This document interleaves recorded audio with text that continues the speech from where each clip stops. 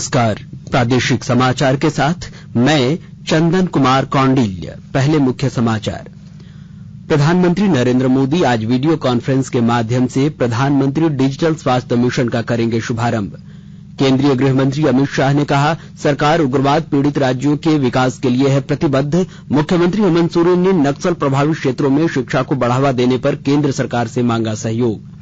Jharkhand TSC की आज होने वाली बैठक में कई प्रस्तावों को मंजूरी दिए जाने की संभावना। आजीवन एक जाति प्रमाण पत्र के प्रस्ताव पर हो सकती है सहमति। और आईपीएल में आज शाम दुबई में सनराइजर्स हैदराबाद का मुकाबला राजस्थान रॉयल्स से होगा। कल रॉयल चैलेंजर्स बेंगलुरु और चेन्नई सुपर किंग्स ने जीते अपने अपने मैच। और अब समाचार से पहले एक जरूरी संदेश। देश भर में 18 वर्ष से अधिक आयु के सभी लोगों के लिए सरकारी केंद्रों में निःशुल्क टीकाकरण अभियान चलाया जा रहा है। हमारे युवा श्रोताओं से अपील है कि वे भी कोविड रोधी टीका जरूर लगवाएं और दूसरों को भी इसके लिए प्रेरित और सहयोग करें। कोरोना महामारी के प्रति आप कोई भी लापरवाही न बरतें, क्योंकि कोरोना अब भी हमारे लिए बड़ा खतरा बना हुआ है। जब तक आवश्यक न हो घर से बाहर बिल्कुल न निकलें और इन आसान उपायों का पालन करें। मास्क लगाएं, 2 गज की सुरक्षित दूरी बनाए रखें, बार बार हाथ धोएं और चेहरा साफ रखें। कोविड से संबंधित जानकारी और मार्गदर्शन के लिए राष्ट्रीय हेल्पलाइन नंबर काम कर रही है। इनके नंबर हैं 011-2397-8046 और 1075। इसके अलावा राज्य हेल्पलाइन नंबर 104 डायल कर समस्या का त्वरित समाधान लिया जा सकता है। और अब समाचार विस्तार से। प्रधानमंत्री नरेंद्र मोदी आज वीडियो कॉन्फ्रेंस के माध्यम से प्रधानमंत्री डिजिटल स्वास्थ्य मिशन का शुभारंभ करेंगे। पिछले वर्ष 15 अगस्त को लाल किले की प्राचीर से प्रधानमंत्री ने इस मिशन की पायलट परियोजना की घोषणा की थी। इस मिशन का राष्ट्रव्यापी शुभारंभ ऐसे समय में हो रहा है जब राष्ट्रीय स्वास्थ्य प्राधिकरण आयुष्मान भारत प्रधानमंत्री जन आरोग्य योजना की तीसरी वर्षगांठ मना रहा है। फिलहाल राष्ट्रीय डिजिटल स्वास्थ्य मिशन 6 संघ शासित प्रदेशों में प्रयोग के तौर पर लागू किया गया है। स्वास्थ्य मंत्री मनसुख मांडविया भी इस अवसर पर उपस्थित रहेंगे। इस मिशन के तहत प्रत्येक नागरिक को स्वास्थ्य पहचान पत्र उपलब्ध कराया जाएगा, जो उनके स्वास्थ्य ब्यौरे का काम करेगा। इस पर संबंधित व्यक्ति का स्वास्थ्य रिकॉर्ड अपलोड होगा, जिसे मोबाइल एप्लीकेशन की मदद से देखा जा सकेगा। इधर गृहमंत्री अमित शाह ने कल नई दिल्ली में वामपंथी उग्रवाद पर समीक्षा बैठक की अध्यक्षता की। श्री शाह ने कहा कि प्रधानमंत्री नरेंद्र मोदी के नेतृत्व में सरकार वामपंथी उग्रवाद पीड़ित राज्यों के विकास के लिए प्रतिबद्ध है। उन्होंने कहा कि नक्सली उग्रवाद रोकने में केंद्र और राज्यों की संयुक्त प्रयास काफी सफल रहे हैं। उग्रवादी घटनाओं में 23% की कमी आई है। इनमें जान गंवाने वालों की संख्या में भी 21% की कमी आई है। गृहमंत्री ने कहा कि प्रधानमंत्री नरेंद्र मोदी के नेतृत्व में व्यापक विकास जारी है और अब नक्सली भी समझ गए हैं कि भोले भाले लोगों को गुमराह नहीं किया जा सकता।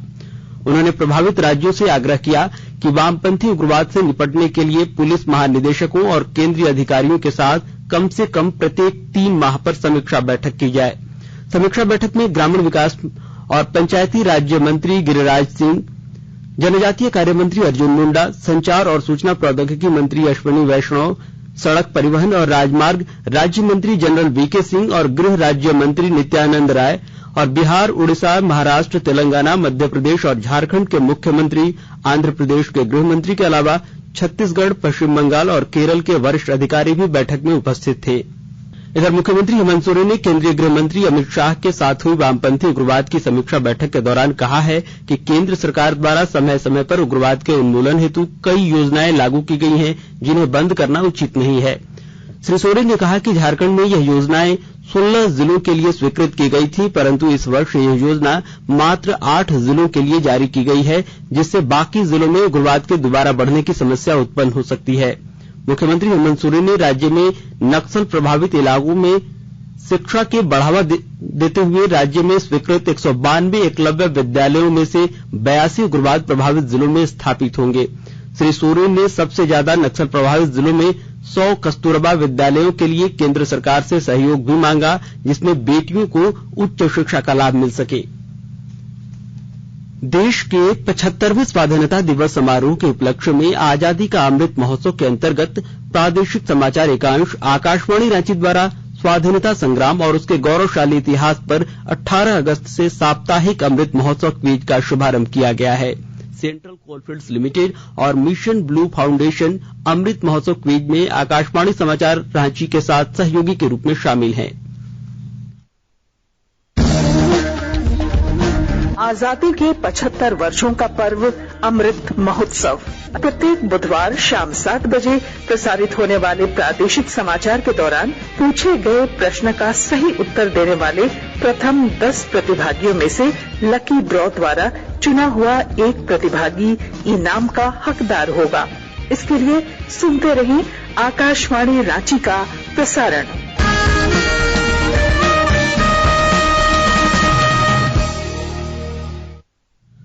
राज्य में कोरोना संक्रमण में पिछले दिनों नए मामलों की संख्या में बढ़ोतरी देखी गई है। पिछले 24 घंटों में 5 नए कोरोना मामलों की पुष्टि हुई है। वहीं 7 लोगों को अस्पतालों से छुट्टी भी मिली है। राज्य में सक्रिय मामलों की संख्या बढ़कर 80 हो गई है, जबकि कोरोना से स्वस्थ होने की दर 98.5% है। इधर राष्ट्रव्यापी टीकाकरण अभियान के तहत देश भर में 86 करोड़ से अधिक कोविड रोधी टीके लगाए जा चुके हैं। स्वास्थ्य मंत्रालय ने बताया कि कोविड से स्वस्थ होने की वर्तमान दर 97.77% है। भारत जल्द ही 100 करोड़ कोविड टीके लगाने की उपलब्धि हासिल कर लेगा। माई गॉव इंडिया ने एक ट्वीट में कहा है कि 100 करोड़ टीके लगाने की उपलब्धि का उत्सव मनाने के लिए आम जनता से प्रतीक चिन्ह का डिजाइन आमंत्रित किया जाता है। इसके लिए प्रविष्टि 10 अक्टूबर तक भेजी जा सकती है। विजेता को 25,000 रुपए का नकद पुरस्कार दिया जाएगा। इधर झारखंड में पिछले 24 घंटे में 73,700 लोगों को कोरोना का टीका का पहला डोज दिया गया। वहीं 46,961 लोगों को कोविड टीके की दूसरी डोज दी गई। केंद्र सरकार कोविड महामारी के दौरान लोगों की सुविधा के लिए बनाई गई राष्ट्रीय स्तर की हेल्पलाइन नंबर के बारे में लोगों को जागरूक कर रही है। सूचना प्रसारण मंत्रालय अपने विभिन्न विभागों के माध्यम से इन हेल्पलाइन नंबरों के बारे में जागरूकता बढ़ा रहा है। विभिन्न हेल्पलाइन नंबर इस प्रकार हैं। कोविड संबंधी सवालों के जवाब देने के लिए स्वास्थ्य और परिवार कल्याण मंत्रालय के हेल्पलाइन नंबर है 1075। वहीं राज्य हेल्पलाइन नंबर है 104। महिला और बाल विकास मंत्रालय की चाइल्ड हेल्पलाइन नंबर है 1098।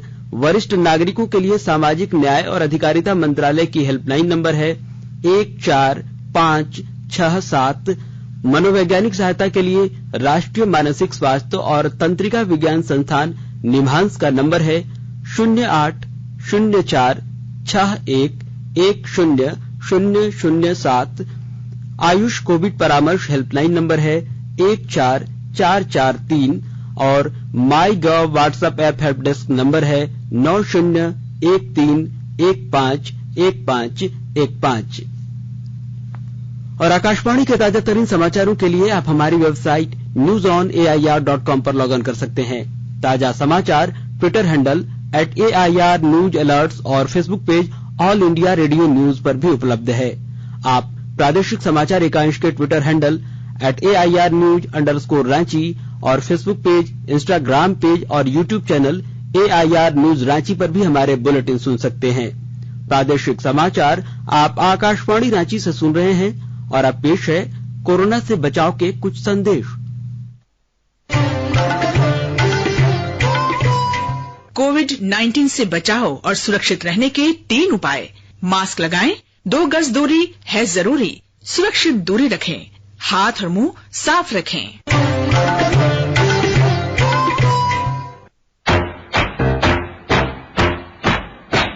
चलो मिलकर एक शुरुआत करें, चलो एक फैसला आज करें, मास्क नहीं तो टोकेंगे, कोरोना को रोकेंगे, चलो एक वादा करते हैं, चलो कुछ वादा करते हैं, मास्क नहीं तो टोकेंगे, कोरोना को रोकेंगे। भारत सरकार द्वारा जनहित में जारी। प्रादेशिक समाचार में आपका एक बार फिर से स्वागत है। झारखंड ट्राइबल एडवाइजरी काउंसिल की आज होने वाली बैठक में कई प्रस्तावों को मंजूरी दिए जाने की संभावना है। इस बैठक की अध्यक्षता मुख्यमंत्री हेमंत सोरेन करेंगे। बैठक में शामिल मुख्य प्रस्तावों में जाति प्रमाण पत्र बनाने में आदिवासियों को हो रही मुश्किलों को देखते हुए पूरे जीवन काल में एक बार ही जाति प्रमाण पत्र बनाने की मंजूरी मिल सकती है। वहीं अन्य प्रस्ताव में ट्राइबल यूनिवर्सिटी के गठन में अनुसूचित जाति के उद्यमियों को नया कारोबार शुरू करने के लिए प्रोत्साहित योजना बनाने के अलावा सरकारी बैंकों से ऋण उपलब्ध कराना और आदिवासियों की जमीन के अवैध हस्तांतरण पर रोक लगाने जैसे प्रस्ताव शामिल हैं। इधर धनबाद और बोकारो के छात्रों के लिए स्थापित विनोद बिहारी महतो कोयलांचल विश्वविद्यालय ने अपने गठन के तीसरे वर्ष में स्नातक के सिलेबस में स्वर्गीय विनोद बिहारी महतो के प्रदर्शन को शामिल किया है। विस्तृत ब्यौरा दे रहे हैं हमारे धनबाद संवाददाता। जिस शख्सियत के नाम से धनबाद में विश्वविद्यालय की स्थापना हुई, अब उनकी जीवनी को युवा पीढ़ी पढ़ेगी। धनबाद और बोकारो के छात्रों के लिए स्थापित विनोद बिहारी महतो कोयलांचल विश्वविद्यालय ने अपने गठन के तीसरे वर्ष में स्नातक के सिलेबस में स्वर्गीय विनोद बिहारी महतो के दर्शन को शामिल किया है। विश्वविद्यालय ने इसे दर्शन शास्त्र के सिलेबस में जगह दी है। स्नातक सेमेस्टर 5 के पेपर में इसे शामिल किया गया, जो इसी सत्र से प्रभावित हो जाएगा। विनोद बाबू ने मूल मंत्र दिया था, पढ़ो और लड़ो। उनके इसी दर्शन को दर्शन शास्त्र के सेमेस्टर 5 के सिलेबस में कंटेम्परेरी इंडियन फिलॉसफी चैप्टर में शामिल किया गया है। दीपक, आकाशवाणी समाचार, धनबाद। और आज विश्व पर्यटन दिवस मनाया जा रहा है। पर्यटन मंत्रालय आज नई दिल्ली में राष्ट्रीय आतिथ्य सत्कार उद्योग समेकित डेटाबेस निधि के दूसरे चरण का शुभारंभ करेगा। इस अवसर पर भारत पर्यटन सांख्यिकी 2021 एक नजर में पुस्तिका भी जारी की जाएगी। इस अवसर पर लोकसभा अध्यक्ष ओम बिरला और पर्यटन मंत्री जी किशन रेड्डी उपस्थित रहेंगे। कार्यक्रम के दौरान पर्यटन मंत्रालय, संयुक्त राष्ट्र पर्यावरण कार्यक्रम और responsible tourism society of India के बीच समझौता ज्ञापन पर हस्ताक्षर भी किए जाएंगे। इधर बोकारो जिले में टपक सिंचाई विधि का प्रयोग कर महिला किसानों ने लौकी की खेती कर आत्मनिर्भरता की ओर कदम बढ़ाने का संकल्प लिया है। इस दिशा में कसमार गांव की महिलाओं ने सबके सामने नई मिसाल पेश की है। विस्तृत ब्यौरा दे रहे हैं हमारे बोकारो संवाददाता। बोकारो जिले के कसमार गांव की राधा देवी ने सब्जी उत्पादन से अपनी तकदीर संवारी है। कभी मेहनत मजदूरी करने वाली राधा देवी आज सब्जी बेचकर प्रत्येक माह 10 से 12 हजार रुपए कमा लेती हैं। राधा देवी ने बताया, उनकी जिंदगी में बदलाव तब आया जब वह स्वयं सहायता समूह से जुड़ी। समूह के द्वारा उन्हें कृषि से संबंधित प्रशिक्षण देने की व्यवस्था की गई। आज आधुनिक तकनीक से खेती कर हरी सब्जी का उत्पादन करती हैं। फिलहाल उन्होंने टपक सिंचाई विधि से लौकी की खेती कर रखी है। उन्होंने बताया, अब तक लगभग 1.5 क्विंटल लौकी बेच चुकी हैं। सब्जी का उत्पादन कर राधा देवी आत्मनिर्भर बनी। मनोज कुमार, आकाशवाणी समाचार, बोकारो। आईपीएल में आज दुबई में शाम 7:30 बजे सनराइजर्स हैदराबाद का मुकाबला राजस्थान रॉयल्स से होगा। उधर आईपीएल क्रिकेट में कल रात दुबई में रॉयल चैलेंजर्स बेंगलुरु ने मुंबई इंडियंस को 54 रनों से हरा दिया है, जबकि अबुधाबी में रोमांचक मुकाबले में चेन्नई सुपर किंग्स ने कोलकाता नाइट राइडर्स को आखिरी गेंद पर 2 विकेट से मात दी। बेंगलुरु ने अपने पहले बल्लेबाजी करते हुए 6 विकेट पर 165 रन बनाए। जवाब में मुंबई इंडियंस की टीम 18 ओवर और 1 गेंद में 111 रन पर सिमट गई। इससे पहले अबुधाबी में कोलकाता नाइट राइडर्स ने पहले बल्लेबाजी करते हुए 6 विकेट पर 171 रन बनाए। जवाब में चेन्नई सुपर किंग्स ने 8 विकेट खोकर अंतिम गेंद पर लक्ष्य हासिल कर लिया। और आइए अब सुनते हैं अखबारों की सुर्खियां।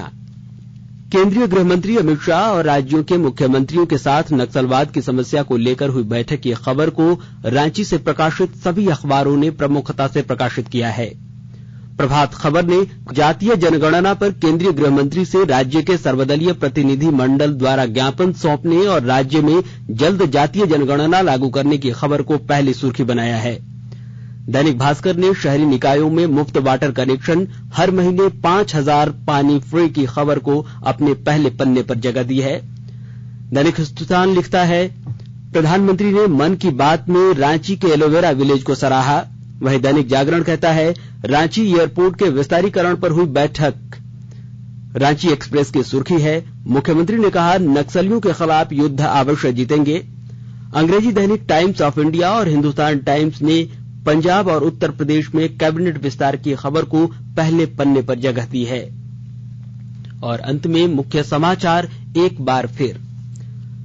प्रधानमंत्री नरेंद्र मोदी आज वीडियो कॉन्फ्रेंस के माध्यम से प्रधानमंत्री डिजिटल स्वास्थ्य मिशन का करेंगे शुभारंभ। केंद्रीय गृह मंत्री अमित शाह ने कहा, सरकार उग्रवाद पीड़ित राज्यों के विकास के लिए है प्रतिबद्ध। मुख्यमंत्री हेमंत सोरेन ने नक्सल प्रभावित क्षेत्रों में शिक्षा को बढ़ावा देने पर केंद्र सरकार से मांगा सहयोग।